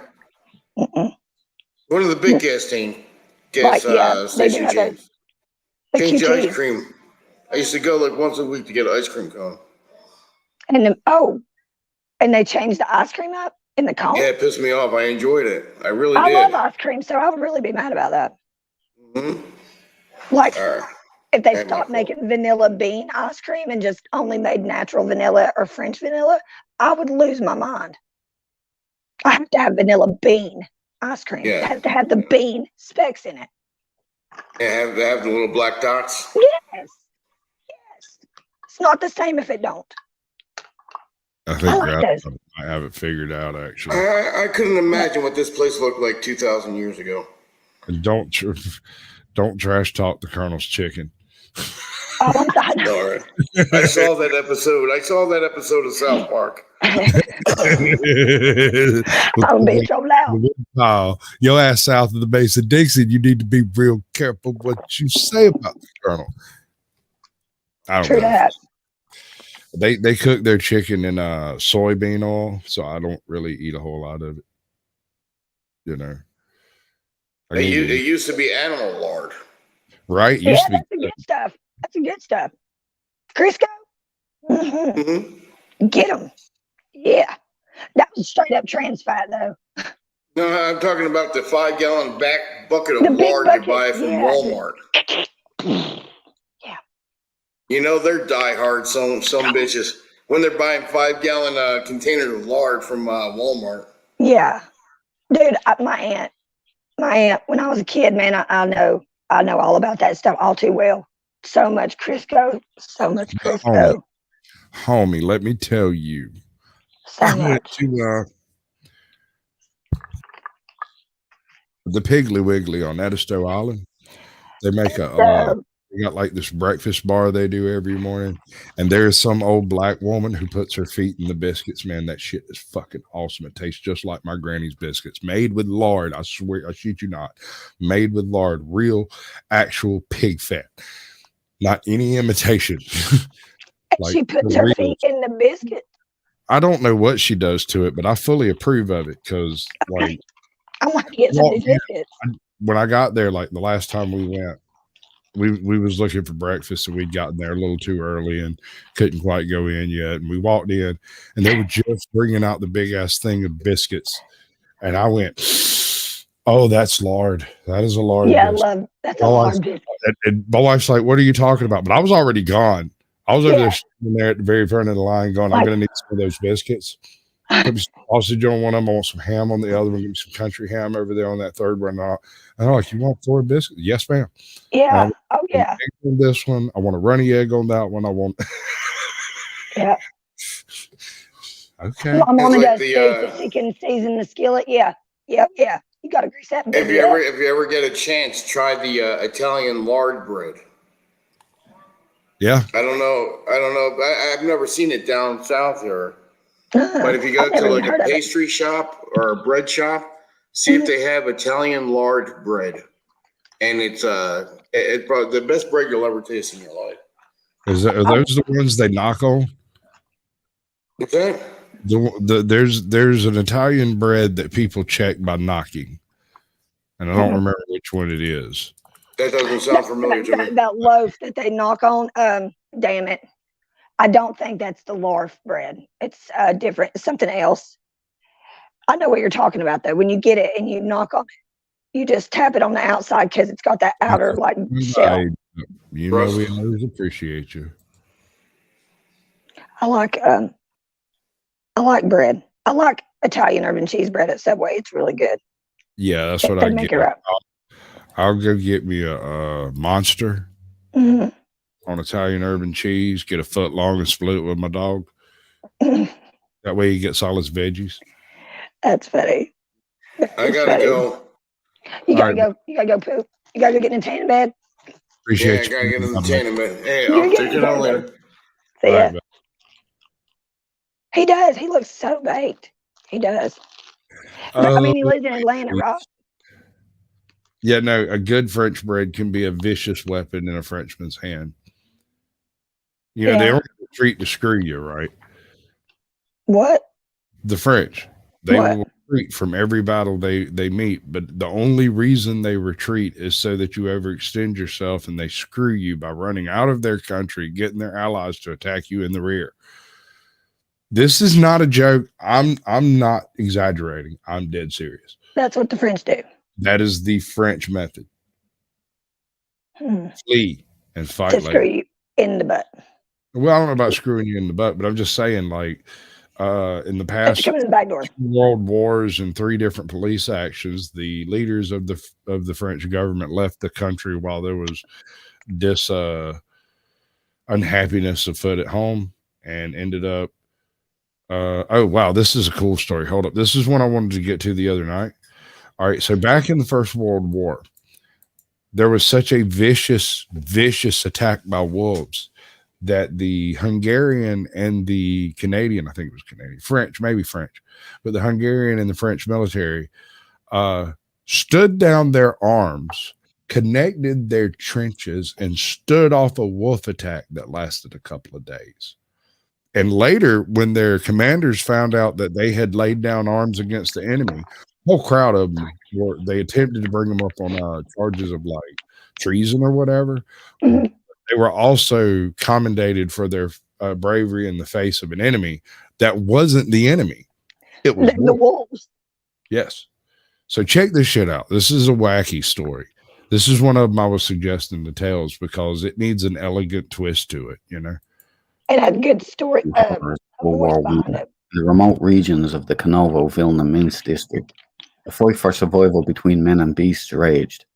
Such was the carnage that warring Russian and German troops were forced to declare a temporary truce and join forces in order to defeat a common enemy. In this shocking story, we're going to take a look at the time when the weapons of man went up against the rabid maw of the wild, the bloody clash of species that is simply known today as the Wolf Truce of World War I.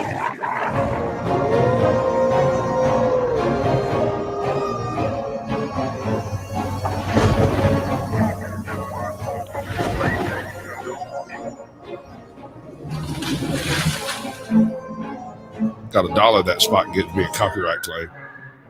That's about to be. Why? The music. Um, Betty copyrights his own music. He's got just enough people, 10, 12,000 subscribers. The incident in question happened in or around the year of our Lord 1914, after tensions between Austria and Serbia ultimately led to the First World War erupting in Europe. Russia and Germany fell onto opposite sides of the war, and some of the worst horrors of modern combat happened on the resulting Eastern Front. Combined with the ravages of Spanish flu, chemical weapons, and mechanized war, it is a wonder that Europe had any remaining population left at all. The German and Russian armies clashed near the town of Wallenstein in a great battle that became known as the Battle of Tannenberg. The fighting was actually done 30 kilometers away from Tannenberg, but German Field Marshal Paul von Hindenburg named it as such in reference to the First Battle of Tannenberg that was fought there back in 1410, when the Order of the Teutonic Knights were defeated by a joint Polish-Lithuanian army. Von Hindenburg regarded this victory as revenge for this loss. The fighting at Tannenberg occurred between the 26th and the 30th of August 1914, with intermittent battles spilling over into 1915. Although the Russians outnumbered the Germans by a factor of 2, the Germans dominated the Russians through greater tactical awareness and strategy. There was another enemy that would suddenly enter the battlefield over the course of the war and wreak havoc on the fighting men. An enemy that was not friendly to either side of the conflict, a force composed of teeth, fur, and claws, guaranteed to ruin your day, an army of marauding and ravenous wolves. Hundreds of the predators had been displaced by the war that was raging across Europe and into Russia. They primarily fled from the Russian wilds, where the carnivores had the reputation of being much larger in size than regular wolves. Some of the specimens were even known to reach a whopping 80 to 90 kilograms in weight.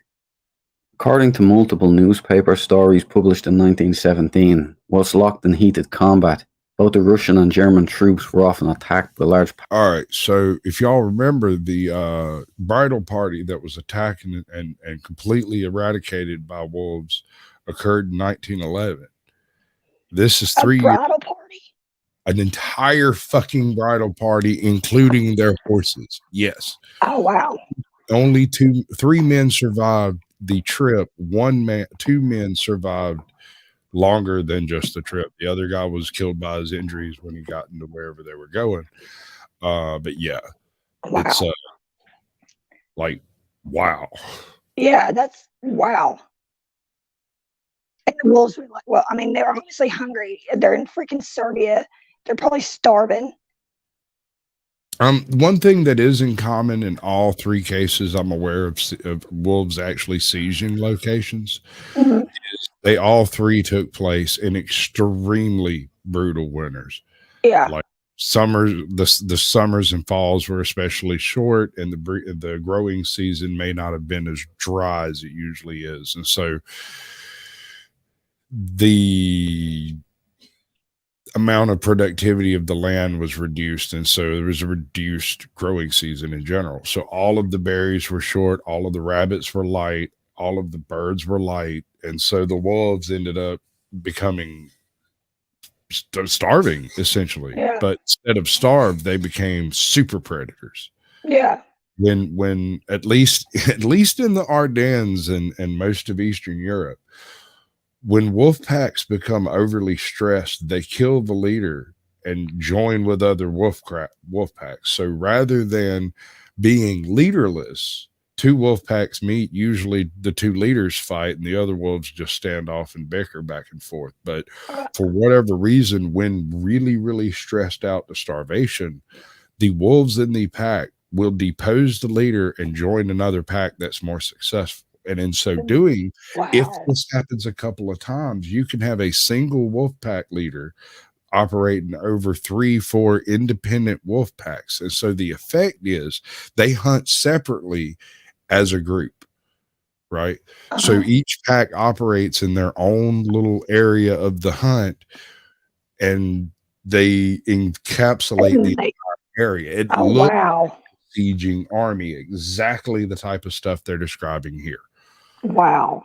And it's been described several times in history. And the farther east you go, the more desolate the environment typically is, because you're getting into tundra and Siberia and stuff like that. So yeah. Can you imagine getting set upon by 800 wolves? I don't. Wolves scare the absolute fuck out of me. Like, for real. Absolutely fuck that shit. I don't even. I'm sorry. I'm one of those guys who I'd look at how many bullets we got, and we'll start packing up dead wolves out there until they decide this maybe ain't the best place for them. Yeah, exactly. I mean, just down, left and right. I don't play with wolves. They are just terrified. Yeah, no, fuck a wolf. The way they come out, like, they're so quiet. I mean, they are so quiet. And the next thing you know, they're there, and you aren't getting away. You are not getting away from them. All right, so I know I've said this several times over the past few weeks. I've been trying to get to this. I'm going to do a big cat super predator series. I managed to do one episode last week, but I've been doing Sasquatch Shills. I've had guests, and I'm glad I've had guests. I prefer to do Sasquatch Shills. But the next one, I like the tiger thing. The next one's going to be the rogue lions of Africa, right? And the whole purpose of this is to show you that we should probably kill and eat all of these big cats, because if we don't, they're going to keep eating us. And while I agree, we need predators out there in the wild to eat the other big things. There are no bears in Africa. There's only one, the spectacled bear. And I don't think he has teeth. Really? I might have that wrong. Sun bear? Sun bear. I'm sorry. There's a bear in Africa called the sun bear. Sun bear. I think that's right. It's got a funny different. Its nose is different. Its nose is like distinctly different, I think. Now my brain hurts, and I got to know. Yeah, that's what I'm pretty sure, though, because I used to watch those like BBC documentaries and the Nat Geo documentaries that would show Africa, like the ones you see where the damn wildebeest is getting snatched up by the crocodile in the river shit. I love that shit. I don't know why. Oh, yeah, to remind me why I don't go out in the very vast wild. That's why. Sun bear is in China. All right, so the only bear that was ever native to Africa is called the Atlas bear. There may be a handful of spectacled bears in South Africa that were brought in as pets. There are no bears. Spectacled bear? A spectacled bear is a bear from Southeast Asia that was kept. They're like honey bears or something. Okay. They're bee eaters and stuff. They'll still rip your face off. Don't ever. Yeah, all bears will rip your face off. These are fucking facts. They'll start by eating your eyeballs. Oh, they love eyeballs because they're so smushy. All right, we got 5 more minutes of this and 8 minutes to get through. So let's do it. Predators. In particular, men who had been separated from the larger force or were just injured and couldn't make it back to the safety of camp. The half-starved wolves were so hungry that they disregarded their natural fear of loud noises, such as gunshots and explosions, and frequently flanked disoriented and physically compromised soldiers, devouring them in violent feeding frenzies. Men of both sides of the conflict would rush to help their wounded friends and battle brothers to fight off the wolves and carry them back to safety, but many men were not so fortunate and were left to fend off the packs by themselves. Most didn't survive. Machine gun nests, poison gas, and booby traps were all used in a desperate attempt to deal with the attackers, but the wolves were not so easily discouraged. In fact, they became even more brazen. The soldiers began to suspect that the wolves were actually outthinking them, somehow avoiding the traps and snipers, only to come out of nowhere to prey on the injured or dying men. Even fully fit soldiers were falling victim to the vicious packs. The story goes that as the fighting intensified and the frequency of wolf attacks continued to worsen, the Russian and German troops were finally given permission by their commanding officers to form a temporary armistice and combine resources in order to fight the common enemy. Now focused solely on the wolf threat, the temporarily allied troops formed hunting parties and set out together, turning the tables on the animals and bringing the fight directly to their dens. Love this guy's It wasn't accent. exactly the Christmas truce of 1914, which was happening on the Western Front around the same time. In actuality, it was in stark contrast. The soldiers hunted day and night, facing the glistening teeth of their wild enemy in sunlight and their glowing eyes by the light of the moon. Rifles blazed and creatures howled, but the men were on the offensive now, actively engaging the enemy, and the wolves were no match for this. By the end of the conflict, over he's one of 100 those wolves guys had that been do slain, 30 tree and to hundreds turd. more fled into the You're surrounding right. wilderness, never to be seen again. That chapter. Man had faced the armies of the wild and reigned supreme, and when faced with a common Let's have a threat, cue. they had put aside their differences and battled that threat together in I victory. love that guy. Sadly, once the wolves had been bested, the men parted We had the ways, same birthday. fighting each other. But such is war, and such is life. The story is a fascinating one, as much as it is disturbing. But did the events of the story even take place at all? Did man-eating wolves actually prey upon the soldiers of World War I? Skeptics of the tale point to the lack of physical evidence as cause to dismiss the claims as a mere work of fiction. For instance, there are no known or available documents from the military on either side of the conflict. There is no official record of there ever being a formal armistice arranged by either party, and there are no recorded testimonies or witness statements to verify the events of the wolf truce at all. Skeptics would also point to the unnatural behavior of the wolves in regards to their natural tendency to run away from loud noises as being definitive proof that these events could not have taken place. However, there are multiple reports that were intercepted coming out of Berlin, indicating that several towns and villages across Europe were indeed reporting packs of ravenous wolves that were attacking villagers and travelers in the area. The reports also indicated that the wolves were unusually large and were known to attack German soldiers fighting in the war. The public first became aware of the wolf truce when it was reported by several American newspapers in 1917. The article seems to be the same one, simply reprinted in different papers. Several times I have read that the wolf truce itself happened in 1917, even though the fighting at Tannenberg was all over by that time. A publication by the Italian news magazine La Domenica del Corriere depicts an illustration on its front page of injured soldiers fighting off a rabid pack of wolves. This issue was printed on the 25th of October 1914, and it reported accounts of wolves preying on wounded and deceased soldiers after the Russian army successfully countered the Germans in Poland. It's a fact that large wolves were displaced from rural Russia by World War I. It is a fact that starving wolves become more brazen, especially in large packs. It is also a fact that instances of wolves terrorizing villages have occurred many times in the past, especially in France, with instances such as the Beast of Gévaudan. Even as recently as 2011, in Russia, towns were attacked by packs of large wolves, 400 or more in number. Again in Russia, large wolves stalked the town as recently as 2020. A number of them even had to be shot. Yet if I go looking into wolf attacks, the academics claim that wolves rarely ever attack people, with few cases ever reported. But a simple gander back through historical accounts proves these claims incorrect. A similar agenda seems to be surrounding man-eating sharks. This shocking story is most likely at least partially true.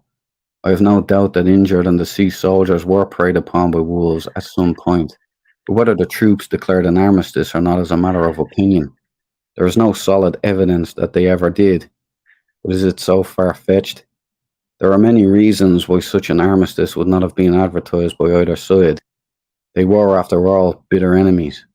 It was not in any way similar to the British and German Christmas truce, which was wholesome and That's tragic another in equal great measure. story. Russia also suffered an embarrassing loss at Tannenberg, which resulted in the commanding general Alexander Samsonov committing suicide. And soon after, Russia itself would split apart by civil war in 1917. So, plot twist. The Russians made up the story about the wolves to explain the loss. How about them apples? I get to see that. I mean, early propaganda. It's not quite believable. It does seem like an easy way to do, like to just get rid of all that. Consider this: during that same time period, it was perfectly acceptable in North America to say that your wife was eaten by Wendigo over winter. Yeah, yeah. Shit. Instead of you. Yeah. Whatever happened, you'd have to get long, strenuous divorce proceedings of the late 17th century. Yeah. She was eaten by Wendigo. She was just eaten by Wendigo, man. That was it. Never Right, seen her again. That is the end of the show. That's where we're going to drop it off at. And I've got one last doohickey I'm going to do. I'm dropping this. Drop them like it's hot. Turning them off. We're going to do this. And I'm going to put a movie on backstage. We may or may not listen to it, but we'll definitely have something neat to say. How about that? I really did. All right. You got anything you want to tell them?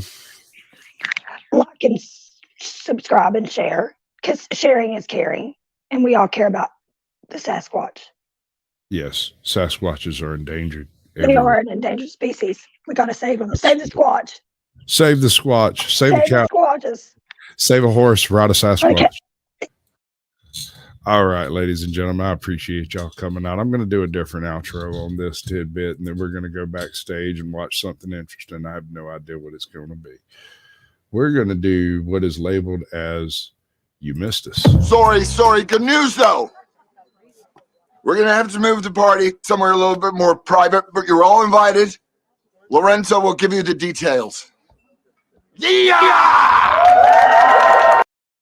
Just getting started. I know that you want it, baby. Just get on it, ready to go.